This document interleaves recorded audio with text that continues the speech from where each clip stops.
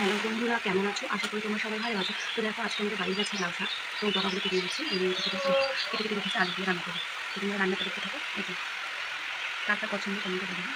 লাউ শাক ঝোল আলু দিয়ে।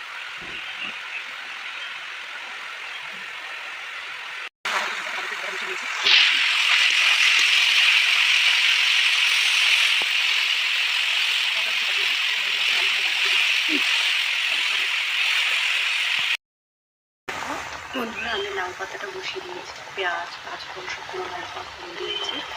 এই যে লাউ পাতাগুলো দিয়ে দিলাম, লাউগুলো সেটা দিচ্ছি।